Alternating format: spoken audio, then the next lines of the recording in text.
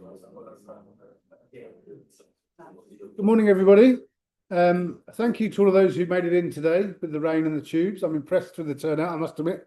And welcome to all of those of you who have logged in online as well. And welcome to September's Maritime Market Briefing here at the Oldswood Library, hosted by ABL. My name is Mark McGowan. I'm the Global Managing Director for Maritime here at ABL. And I shall be introducing our speakers today. Just a few notes. This briefing is accredited by the Chartered Insurance Institute, and delegates can claim up to 1 CPD hour for their participation. We will therefore keep a record of those of you logging in online, as well as those of you in the room today. Please contact us afterwards if you require a CPD certificate. Our presenters today are Frazer Munro, who's a consultant master mariner, who'll be giving the technical presentation, and Colin Stevenson, who's a structural engineer at Longitude, both working for us in our London office.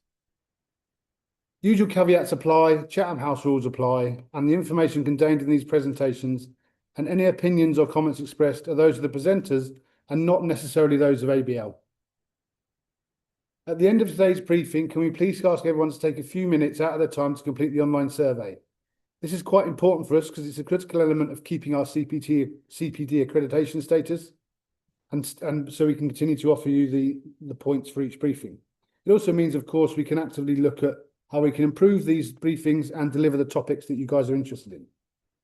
There's a QR code outside and there'll be an email sent out afterwards as well. Just a quick plug, quick charity pitch. Where is he? He's at the back there with his t-shirt on. On the 20th of September this year, Steve McCarthy, Jason Bennett and Claire Smith from ABL London will be risking their lives and jumping out of an airplane.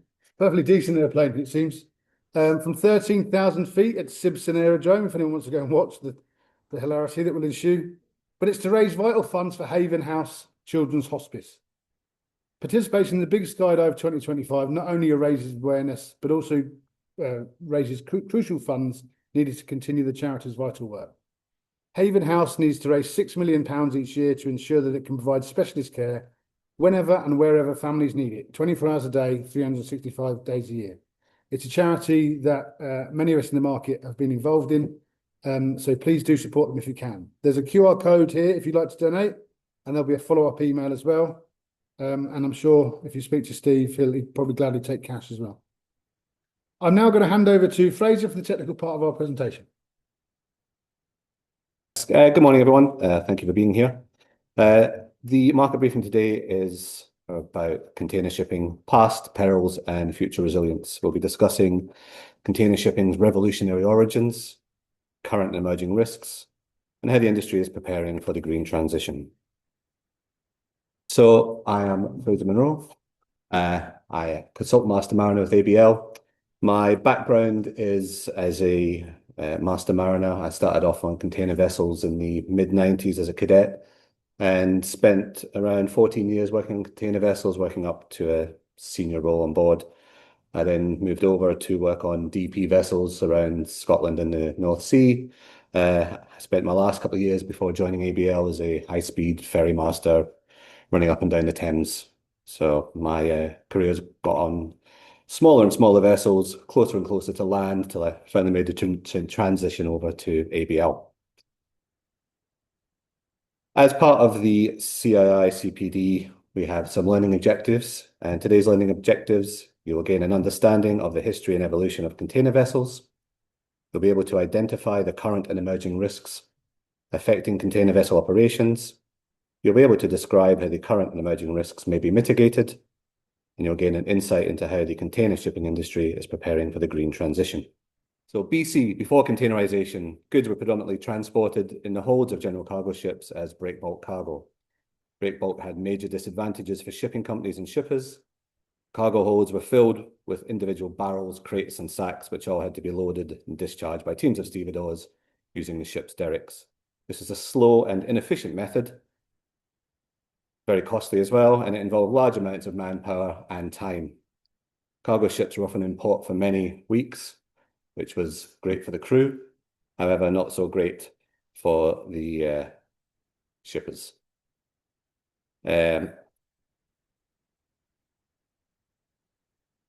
Damage to goods was during loading and discharge process was costly, and pilferage was plentiful and rife. Again, very good for the stevedores, not so good for the shippers. So the container industry, as we know, it started around the mid-1950s when an American trucking entrepreneur named Malcolm McLean had the simple but revolutionary idea to create an intermodal, single, standardized metal box that could be used to transport goods seamlessly from ships to trucks to trains. In 1956, he converted an oil tanker into the world's first container vessel, the Ideal X. It carried just 58 containers on deck in its first voyage from New Jersey to Texas. Loading was completed in 38 hours, and loading costs drastically reduced from around $6 per ton to around 16 cents. So clearly a large saving. This proof of concept voyage showed that this vision of a standardized intermodal cargo transport system was the way ahead. By the early 1960s, this new transportation method was being gradually adopted by greater numbers of shipping companies and shipping lines, as they realized that the reduced shipping costs and time made international trade significantly more efficient and affordable. This technology also improved cargo security whilst reducing port congestion and labor costs. Most container vessels in this period were converted from existing general cargo vessels using the vessel's own cargo cranes, as many ports and terminals did not have specific cargo gear to handle containers. The container dimensions themselves were standardized to a 20-foot by 8-foot by 8'6" box, known as a 20-foot equivalent, or TEU, which we still use today. This allowed each container to carry a maximum load of around 28,000 kilograms. During the 70s, the container began to be massively adopted. Purpose-built, fully cellular container ships started to appear, and ports developed container cranes specifically designed to handle them. This again increased the period of time, or reduced the period of time which vessels had to spend loading, discharging, and in port. The vessels such as the Liverpool Bay class, which you can see here, became the first fully cellular designed container vessel. This vessel carried around 2,500 TEU, and this vessel was one of my first ships as a cadet, and I was lucky enough to do its final voyage before it was scrapped in 1998. Throughout the 80s and 90s, average container vessel sizes increased. However, they remained relatively fixed as designers were limited by the desire of ship owners to keep the vessels within the limiting dimensions of the Panama Canal, which is around 32 meters beam. This design was known as Panamax. However, with the emergence of China as the largest global exporter, these restrictions were no longer deemed necessary, and by the mid to late 1990s, the booming global trade made these larger ships and the need for substantial cargo a profitable reality.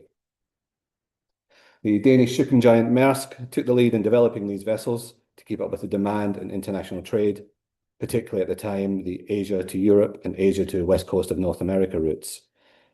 And the Maersk Sovereign, which was launched in 1997, reached over 8,000 TEU. Around a decade later, in 2006, the E-Class Emma Maersk increased capacity to over 14,000 TEU, and it represented an increase of 80% capacity compared to previous record holders. Container vessels of this size, the E-Class, the Emma Maersk class, which you can see on the bottom image, became known as very large container vessels. And by 2013, multiple shipping lines actively joined the race for economies of scale. On the right, you can see where we are, where we've been, where we are with the size of container vessels. The next evolutionary leap was taken in the mid-2010s with the arrival of the 19,000 TEU CSCL Globe. You can note the change in design from the previous single accommodation block and machinery spaces, which were sited further towards the stern of the vessel, to a somewhat more traditional split block layout with the accommodation further forward and the machinery spaces still towards the stern of the vessel. This design change was facilitated to allow for greater stowage capacity by keeping the line of vision for the bridge while allowing an increase in stack height of containers behind the bridge. The era of the ultra-large container vessel had begun, and the record of largest container vessel in capacity has been broken year after year ever since, with a symbolic bar of 24,000 TEU broken in 2022 by the Ever A Lot, a very original but apt name. So that brings us up to the present day. I'd like to now move on to discuss some of the current and emerging risks facing container vessels and the actions that may be taken to mitigate them. We're going to be looking at three of the current and emerging risks. The first two risks being current and ever present. The third one being a very emerging risk that we're seeing a lot more incidents. So we're going to start by discussing containers lost overboard. The overall number of containers lost at sea is currently on a general downward trend, although there has been spikes from the last year. The number may currently be declining. The cost and claims involved may still be significant, and the main factors causing containers to be lost at sea remain the same. The average losses from 2020 to 2023 were around 1,000 containers, down from 1,300 or so in the period from 2008 to 2019. However, the World Shipping Council's 2024 report showed that 576 containers were lost at sea last year, which is a sharp rise from the 221 reported in the previous year. Looking at the graph on the right here, you can see a large spike in 2020. This is attributable to one vessel, which suffered loss or damage of a reported 1,800 containers on a particularly rough crossing of the Pacific Ocean. And again in 2021, a larger spike when another single vessel lost around 750 containers, again due to severe weather and maybe some other factors which we'll go on to discuss. Obviously, the risk of losing containers overboard will not only incur claims for loss of cargo, claims for damage to the vessel and its cargo gear are also to be expected. The floating containers may also pose a significant navigational hazard to other vessels, with small craft and yachts being particularly at risk from these floating hazards. Not to mention the potential damage of marine pollution and associated environmental damage claims.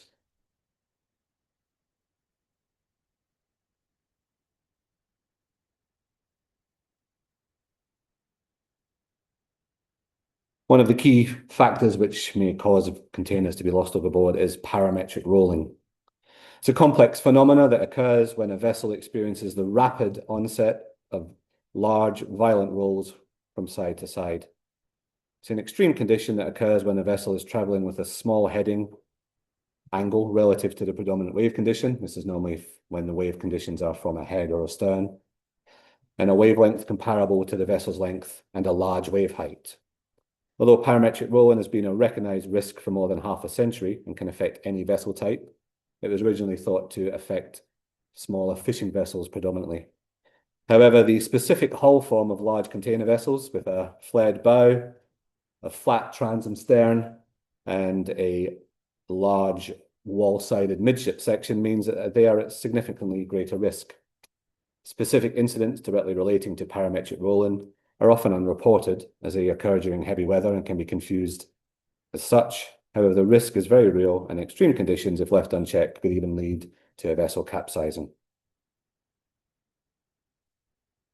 1,800 boxes. Extreme weather conditions, which are separate but similar to parametric rolling. The risk caused by extreme weather conditions remains a major factor in container losses. One of the reasons that we saw that spike last year may be attributed to the fact that security threats remain in the Red Sea. Diversionary routes for vessels, I mean, they're currently taking the long way round from Asia to Europe around the Cape of Good Hope, and these routes can be extremely hazardous. The sea conditions off the southern coast of Africa can be particularly dangerous as there's no land mass in the middle to stop the large weather formations building up. Again, along with the associated cost of claims for the loss of cargo, costly deviations to ports of refuge for container damage assessment and resecuring will be required. The photos that you see here are my own photos from my time with a rather well-known container company, if you spot the star on the funnel. So I had personal experience of losing containers overboard. One of the other main causes of containers being lost overboard is the container securing gear itself.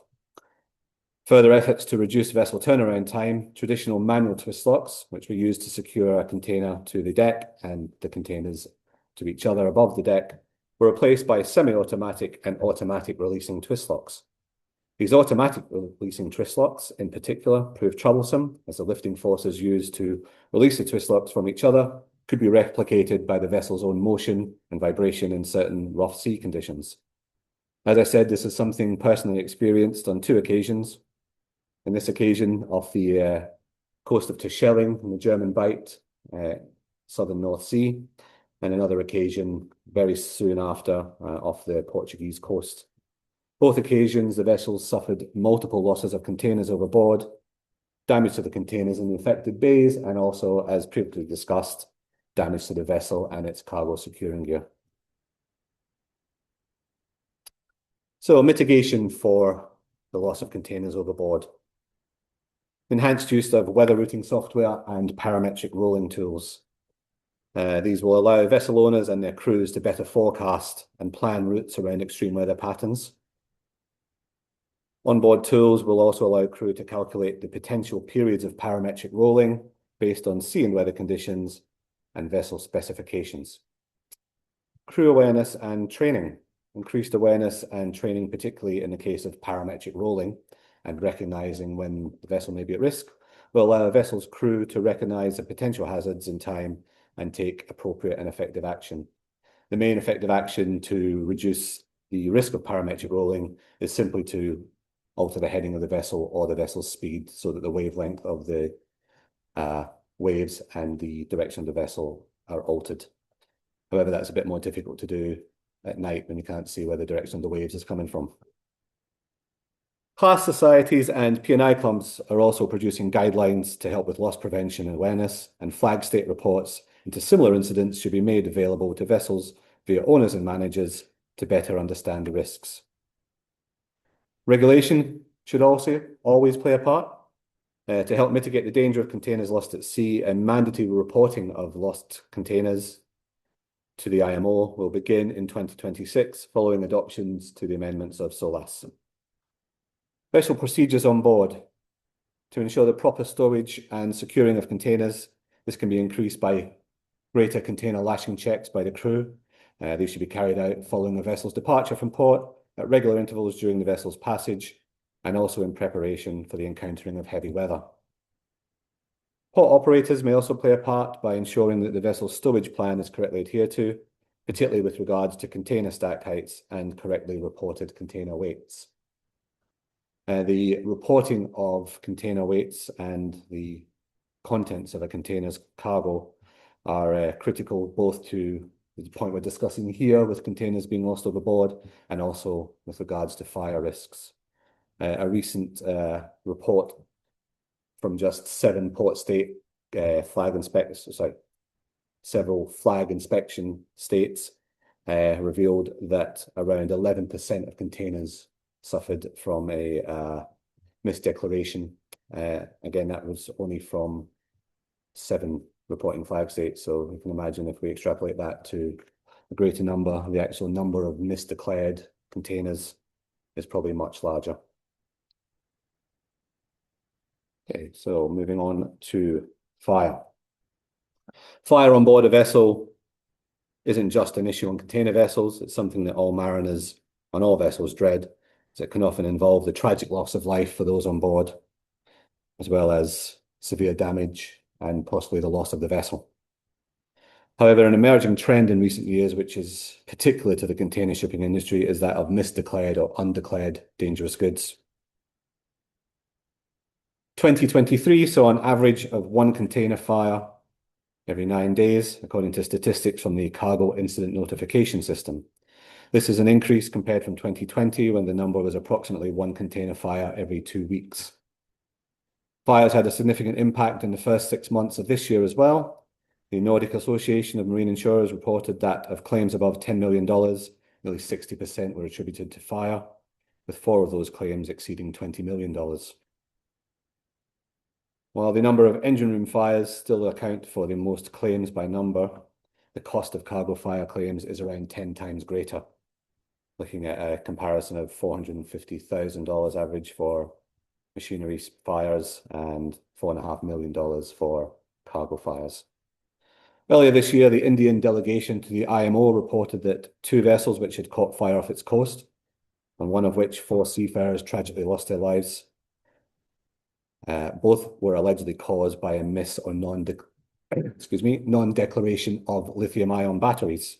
It's a topic on which my colleague Mark McGurran has discussed at length in previous market briefings, and I'm sure if you spoke to him, you may have heard him discuss this. The total claims of these incidents are yet to be published. However, in a similar case from 2018, claims exceeded $500 million. Added to the cost of damage to the vessel, the loss of earnings, cargo damage, salvage, and general average expenditure, it's not difficult to see why the case above is subject to ongoing litigation involving hundreds of millions of dollars and countless law firms. Container vessel fires or container fires also have an environmental impact, not least from the waste generated from the burnt and wet material. Extreme heat generated during many hold fires often means that salvors resort to flooding the cargo spaces with water to contain and extinguish the fire. When this water is returned to the sea, hazardous chemicals and microplastics are released, which have a devastating impact on marine life for many years to come. There's an ongoing case, which is from 2021, where the vessel caught fire and then subsequently sunk. The estimated cleanup reparation costs are currently estimated between $1 and $6 billion, depending on whether you speak to the country affected or the vessel owners. So mitigating the risks of fire. Onboard early detection, the use of technology such as thermal imaging cameras and equipment such as the HydroPen, which is a firefighting tool recently developed, which allows the vessel's crew to direct water, foam, or other firefighting media directly inside a container by hoisting a drilling and spraying unit to the doors of a container, all driven directly by water pressure, so no need for other electrical inputs. Greater inspection protocols from ports and terminals to implement enhanced inspection and verification routines of containers deemed a risk, focusing on collaboration with carriers and shippers to share information. Moved on a couple there. Again, regulatory requirements can play their part. The IMGD code is mandating training for all parties in the supply chain while requiring stricter enforcement penalties. Increased vigilance from shippers and charterers. KYC, know your customer protocols, and control of the supply chain would help to identify those shippers who may be at risk. Several shipping lines have massively increased their misdeclaration fees, which now sit in the region of $15,000 to $30,000 per non-conformity. And AI and blockchain-based technology implemented in software to allow charterers to check cargo booking details using keywords to help identify suspicious bookings. So one area that we're seeing an emerging risk is in GPS jamming. This is the intentional disruption of satellite signals, and it's an escalating threat not only to containers, shipping, but to global shipping, impacting navigation and safety. Its susceptibility to interference is a growing vulnerability, particularly in regions of geopolitical tension and conflict. The graph you can see on the right and the infographic you can see on the left show numbers of daily jamming incidents over a month-long period from this summer. GPS jamming affected nearly 2,000 vessels in the period shown from July to August in the regions you can identify. The biggest area of interference was the Red Sea off Sudan, around 800 vessels, followed by the Black Sea, 470, 500 vessels, the Baltic Sea, and other similar Russian ports. Increased use of GPS jamming is strongly linked to geopolitical conflict and military operations. State actors use jamming as a form of electronic warfare to protect their own military installations, obscure the movement of their own vessels, or simply to disrupt navigation and communication systems. So as you can see, the current hotspots are probably the areas we would all consider to be those with the most geopolitical instability. So GPS jamming works by using strong radio frequency signals to drown out and overpower weaker satellite signals, thus preventing a vessel's GPS receiver from calculating an accurate position. It not only affects the GPS system, other critical navigation and safety systems on board, such as AIS, GMDSS, autopilot, ECTIS, the electronic chart display system, and radar may all lose their positioning input, creating a barrage of audible alarms on the bridge, reducing a watchkeeper's officer's ability to maintain a safe navigational watch. In May of this year, the container vessel MSC Antonia ran aground on a well-charted reef in the Red Sea in good visibility and fine conditions. This happened approximately 100 nautical miles off the port of Jeddah. The image you can see on the right shows the AIS positioning of the vessel in the days and hours leading up to the incident. You can see why the vessel may have had difficulty deciding exactly where it was. Obviously, the main way of deciding where you are is simply to look out the window, something that may be slightly lost these days. I've recently been on attendance on vessels operating in the Baltic and the Eastern Baltic, undertaking wind farm construction, and it was reported to me by the masters there that the jamming that they experienced was so severe that not only did their GPS stop functioning, their satellite TV services and mobile phones were also affected. Although there's minimum risk to these vessels running aground as they were stationary at the time, all operations had to cease until the GPS signal could be verified, as their dynamic positioning heavily relies on GPS. And following up on that, I've just been in discussion with colleagues where they're saying now that a lot of vessels or a lot of charterers are currently deploying floating buoys and other methods of external position verification to aid the vessels that are being affected by this. So mitigating the risks. Updating firmware and software to ensure all onboard systems are running in the latest security patch versions. Secure network access by isolating navigational systems from internal networks and limit remote access. And implementing a multi-layered navigation response, as I was just discussing, using a traditional method such as range and bearing of known objects, dead reckoning, parallel indexing, and depth verification. Again, something which modern bridge teams may slightly be lacking on due to their over-reliance on new technology. My one of my first captains used to say, you have 5 screens and 12 windows, use them in that order and you won't go wrong. Training in cyber awareness, educating personnel both ashore and on board to recognize signs of cyber intrusion or GPS anomalies. The use of new technologies such as anti-jamming antennas, which are becoming available on the commercial market.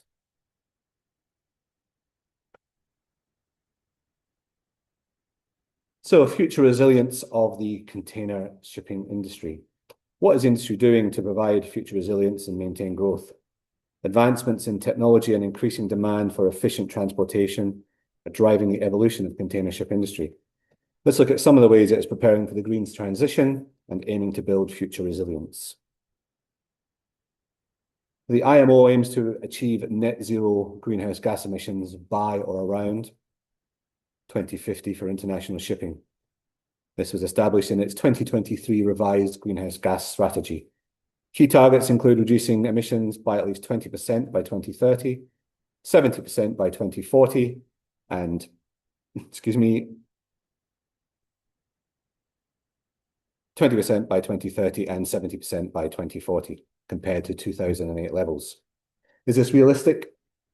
The graphs here show that while progress is being made, there remains a long road ahead.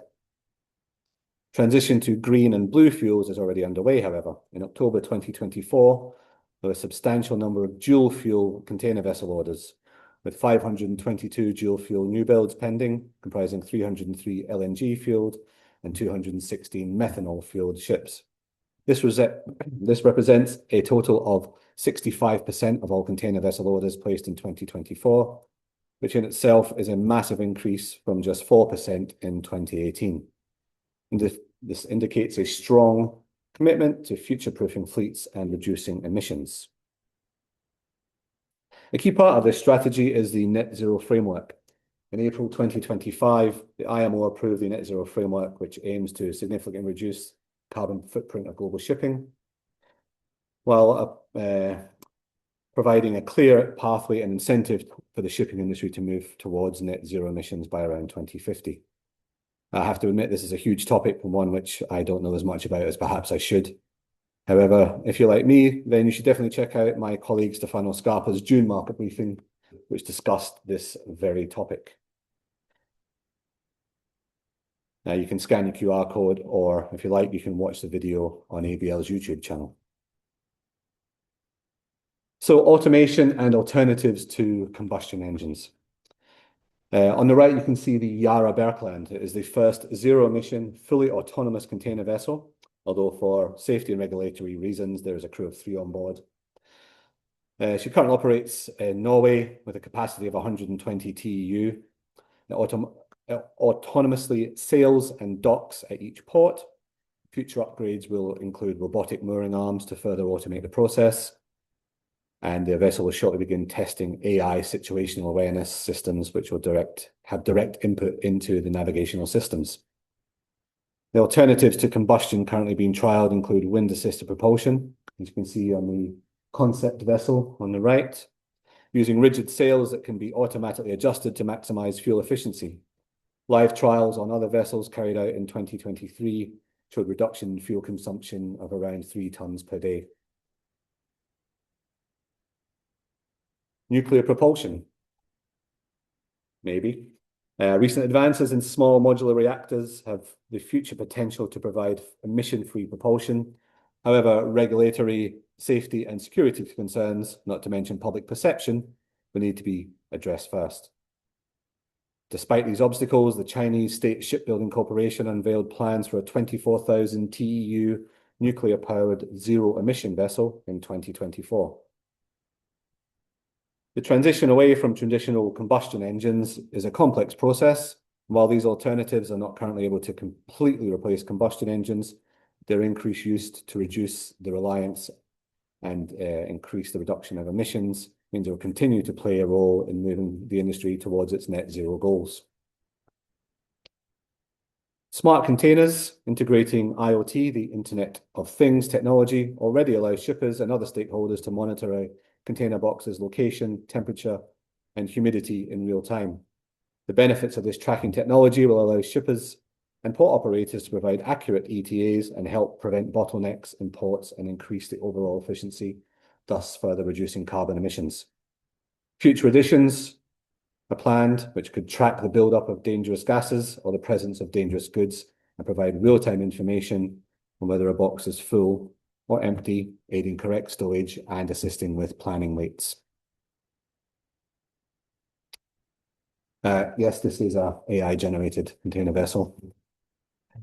In the future, we can expect to see even larger vessels with increased capacity. Thanks to advancements in marine engineering and design, these large ships will not only increase capacity, but also reduce fuel consumption and environmental impact.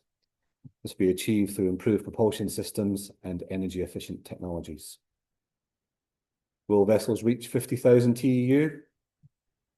Maybe, but probably not. However, they said that 50 years ago, and look where we are now. According to the McKinsey report, container volumes will grow by 2 to 5 times by 2050, but will container vessels continue to follow the trend of the previous 25 years? At present, that seems highly unlikely, as the law of diminishing returns means that the reduction in costs from increasing capacity from 20,000 TEU to 40,000 TEU wouldn't reduce costs as much as the move from 10,000 to 20,000 previously did. Secondly, the water depth of some of the world's busiest sea lanes means that vessels' maximum drafts are currently limited. The Malacca Straits has a maximum depth of 25 meters, and Suez Canal has a current maximum draft limit of vessels of 20 meters. And finally, bigger ships mean bigger cranes to load and unload them, and more time in port spent doing so, thus increasing port stays and reducing productivity. So while none of these problems are insurmountable, there would need to be a concerted effort and desire from owners, operators, and terminals alike. And that's that. Do I have any questions online or in the room?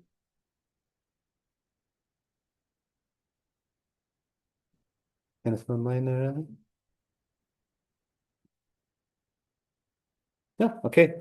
Well, thank you for your time. I'll now hand over to my colleague Colin, who will go through the marine casualty case reports.